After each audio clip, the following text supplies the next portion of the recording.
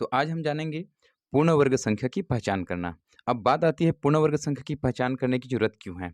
तो आइए आप लोगों को एक बार पुनः दिखा दूँ। जैसे यहाँ पर आपने देखा था इससे पहले की वीडियो में कि 1, 4, 9, 16, 25 इस प्रकार के जो यहाँ पर गुणनफल प्राप्त हुआ है, वो सब क्या कहला रहे थे?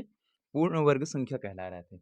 पर ये पूर्ण वर्ग संख्या है, इसके बारे में हम इसलिए कह सकते हैं क्योंकि हमने इसको स्वयं बनाया है। जैसे 1 गुणित 1 करेंगे, किसी संख्या को उसी संख्या से गुणा करें, तो जो प्राप्त गुणनफल होगा वो पूर्ण वर्ग संख्या होगी।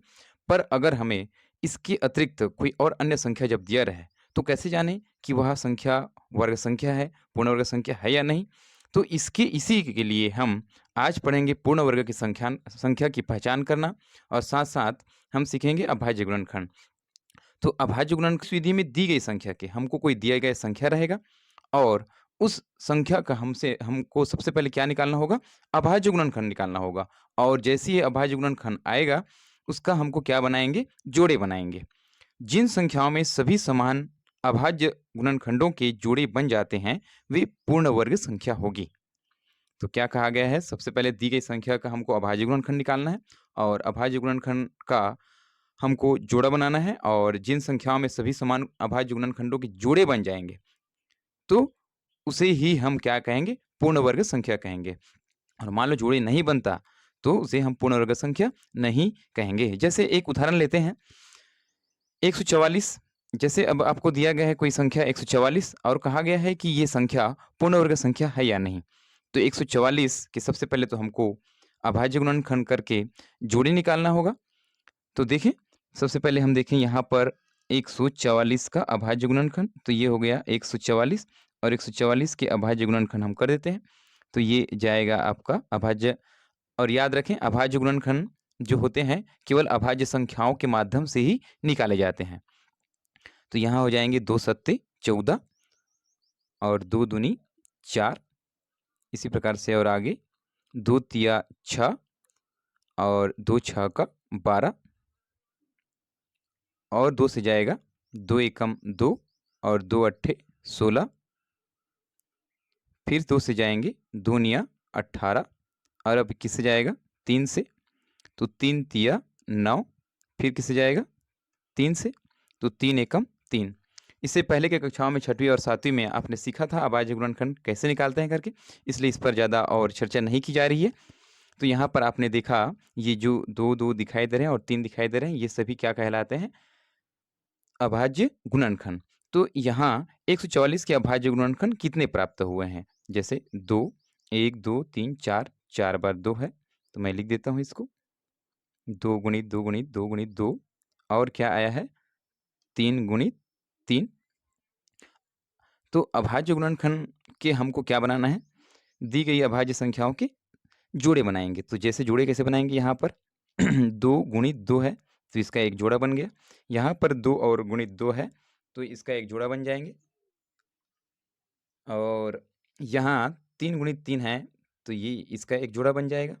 यहाँ 144 के जैसे ही हमने अभाज्य गुणनखंड निकाले और उसका जोड़ा बनाने का प्रयास किया, तो यहाँ 144 में सभी अभाज्य गुणनखंडों के जोड़े बन रहे हैं। जैसे यहाँ 2 का जोड़ा बना, फिर से 2 का जोड़ा बना और यहाँ 3 का जोड़ा बन गया। तो चूँकि यहाँ 144 के सभी अभाज्य गुणनखंडों के जोड़े बन रहे हैं, अतः 144 पूर्ण वर्ग संख्या है।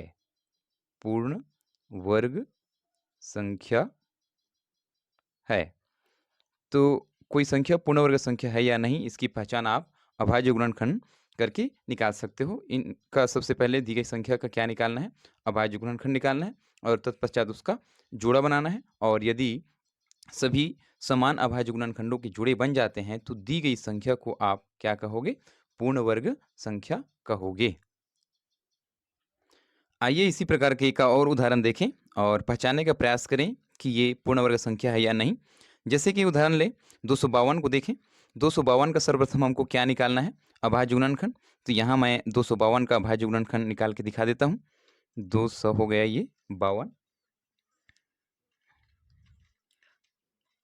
ये जाएगा अभाज्य संख्या 2 से, 2 एक कम हो जाएंगे 2, 2 दूनी 4 और 2 छः का 12, फिर 2 से जाएगा 2 छः का 12 और 2 तिया 6। अभी किससे जाएँगे? 3 से।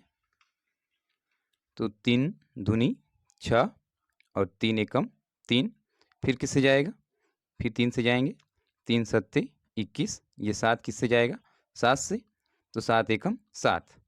तो यहाँ आपने देखा 252 के अभाज्य गुणनखंड क्या-क्या प्राप्त हुए हैं? 2 गुणित 2 गुणित 3 गुणित 3, 3 गुणित 3 गुणित कितना?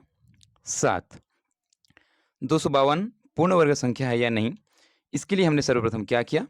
252 का अभाज्य गुणनखंड निकाला और इन अभाज्य गुणनखंड को यहाँ लिखने के पश्चात इसका हम क्या करेंगे? समान अभाज्य गुणनखंडों के जोड़े बनाएँगे। तो जैसे 2 गुणित 2 इसका जोड़ा बन गया, 3 गुणित 3 इसका जोड़ा बन गया, लेकिन 7 का यहाँ पर कोई जोड़ा नहीं बन रहा है। तो आपने देखा इसमें अर्थात 252 में 7 का कोई जोड़ा नहीं है। अतः हम क्या कह सकते हैं? आपने देखा 2 का तो जोड़ा बन रहा है, 3 का जोड़ा बन रहा है, लेकिन 7 का कोई जोड़ा नहीं बन रहा है। और अभाज्य गुणनखंड के दौरान क्या देखना है? जिन संख्याओं में सभी अभाज्य गुणनखंडों के जोड़े बन जाते हैं, वही संख्या को क्या कहेंगे हम? पूर्ण वर्ग संख्या कहेंगे। लेकिन यहाँ 2 का तो जोड़ा बनता है और 3 का जोड़ा बनता है, लेकिन 7 का कोई जोड़ा नहीं बनता। अतः 252 एक पूर्ण वर्ग संख्या नहीं है। तो इस प्रकार आप अभाज्य गुणनखंड करके पूर्ण वर्ग संख्या की पहचान आसानी से कर सकते हैं। सबसे पहले दी गई संख्या का हम अभाज्य गुणनखंड निकालेंगे और अभाज्य गुणनखंड का क्या बनाएंगे? जोड़े बनाने का प्रयास करेंगे। और यदि सभी समान अभाज्य गुणनखंडों के जोड़े बन जाते हैं तो उस स्थिति में उस संख्या को पूर्ण वर्ग संख्या कहेंगे। जैसे 144 के बारे में लिया था, यहाँ 2 और 2 और 3 इन सब का जोड़ा बन गया था। अतः 144 एक पूर्ण वर्ग संख्या है। लेकिन 252 के अंतर्गत आपने देखा 252 का जैसे ही हमने अभाज्य गुणनखंड निकाले और उसका जोड़ा बनाने का प्रयास किया तो 2 और 3 का तो जोड़ा बनता है, लेकिन 7 का जोड़ा नहीं है। इसमें 7 का कोई जोड़ा नहीं है। जोड़ा का मतलब होता है 2। तो यहाँ 2, लेकिन ये 7 एक है केवल। तो इसमें 7 का कोई जोड़ा नहीं है। अतः 252 पूर्ण वर्ग संख्या नहीं है। इस प्रकार हम पूर्ण वर्ग संख्या की पहचान अभाज्य गुणनखंड के माध्यम से कर सकते हैं।